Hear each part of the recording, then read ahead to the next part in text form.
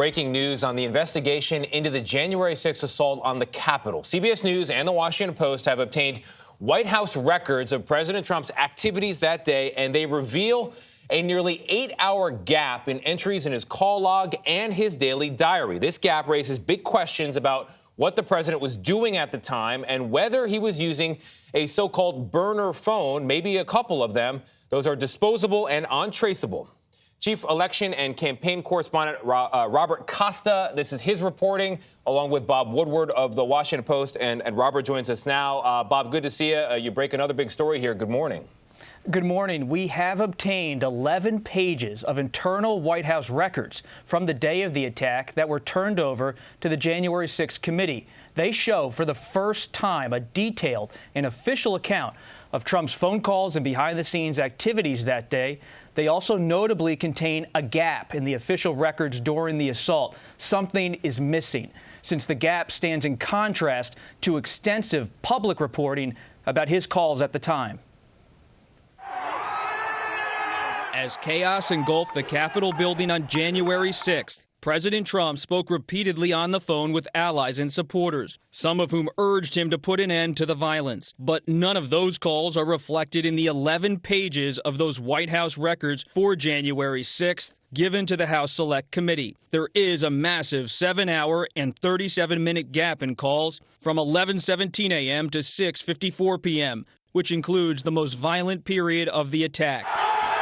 CBS News has confirmed at least 2 calls during the attack that do not appear on the phone log or the daily diary. One call from Trump to Utah Republican Mike Lee, and another call to Trump from House Republican leader Kevin McCarthy, who described it to Norah O'Donnell by phone as the violence was unfolding. The committee is now investigating whether the president and top aides used so-called burner or disposable phones to avoid scrutiny of their calls during that time.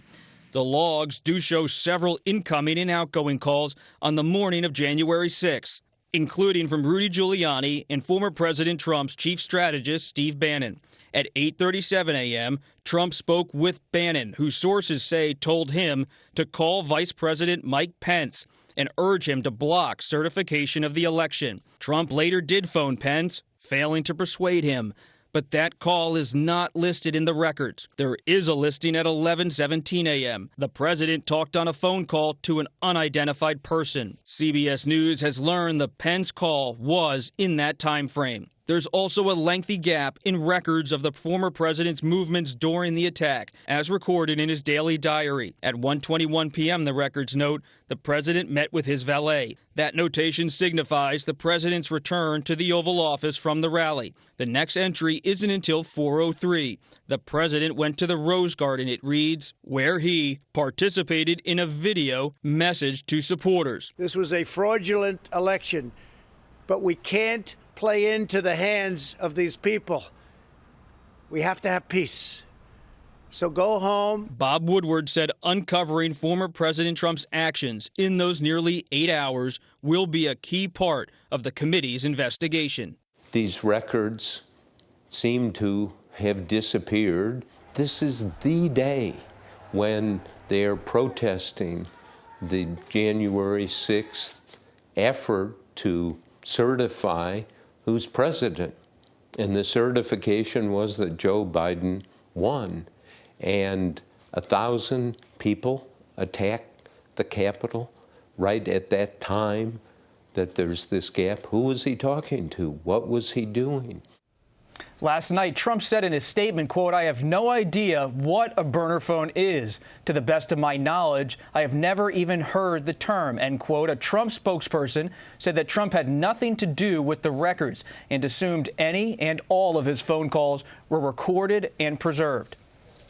Oh, boy, Bob, it's an unusual morning when you're saying President of the United States and burner phone in the same sentence. It's also an unusual morning when you're talking about a federal judge in California ruling just yesterday that former President Trump, quote, likely committed, end quote, multiple crimes in his efforts to stop Congress from certifying President Biden's 2020 election victory. What more can you tell us about that?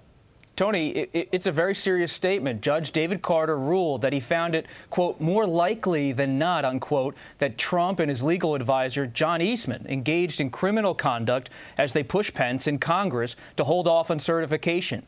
Carter wrote, quote, "If Dr. Eastman and President Trump's plan had worked, it would have permanently ended the peaceful transition of power, undermining American democracy and the Constitution." He added, "If the country does not commit to pursuing accountability for those responsible, the court fears January 6th will repeat itself."